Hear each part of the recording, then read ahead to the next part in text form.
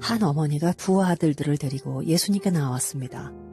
그리고 예수님께 나의 이 두 아들을 주의 나라에서 하나는 주의 우편에 하나는 주의 좌편에 앉게 명하소서 하고 예수님께 부탁을 드렸습니다. 지금식으로 표현하면 그 어머니가 사랑하는 자녀를 위해 기도한 것입니다. 그런데 그 기도에 대한 예수님의 반응이 특이합니다. No가 아니었습니다. 너희는 너희가 구하는 것을 알지 못하는도다. 내가 마시려는 잔을 너희가 마실 수 있느냐 하는 반문이셨습니다. 예수님의 반응은 다르게 표현하면 예수님의 좌편과 우편에 앉는 것이 가능하기는 하나 그것이 가능하기 위해서는 조건이 있다는 것입니다. 그 조건은 그 아들들이 예수님께서 마시려는 잔을 마시는 것입니다. 물론 예수님의 잔은 십자가였습니다. 그런데 예수님의 반문에 대한 그 아들들의 답변이 예수께서 마시려는 잔을 마실 수 있다는 것이었습니다. 죽음도 감수하는 희생을 할 수 있다는 것이었습니다. 그 답변이 참으로 섬찟합니다. 하나님께서 그 기도에 응답하시기 위해서는 그 아들들을 훈련부터 시키셔야 합니다. 죄성을 지닌 인간이 결심 하나로 희생적인 삶을 사는 것은 불가능하기 때문입니다.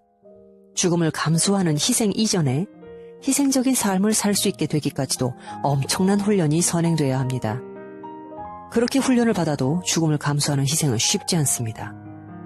그러므로 하나님께서 그 기도에 응답하시기 위해서는 그 아들들에게 엄청난 훈련을 실시하셔야만 합니다. 물론 고난 없는 훈련은 없습니다.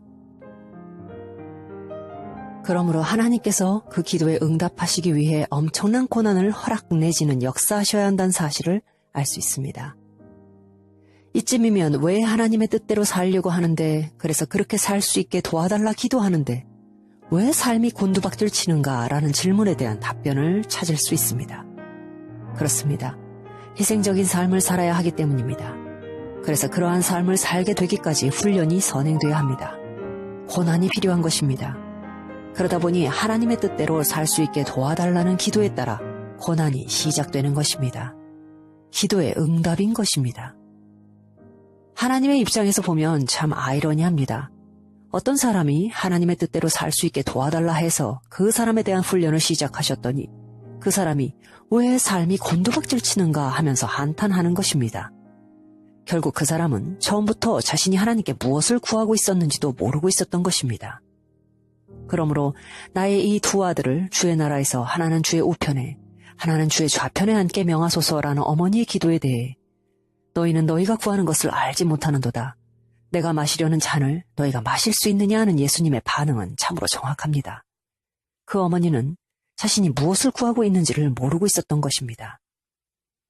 그러므로 이제 하나님의 뜻대로 살 수 있게 도와달라는 기도를 할 때 여러분은 무엇을 구하고 계신지를 아셔야 합니다. 그 기도에 대한 응답으로 시작될 훈련을 각오하셔야 합니다. 그 훈련에 따른 고난도 각오하셔야 합니다. 그리고 기도하시기 바랍니다.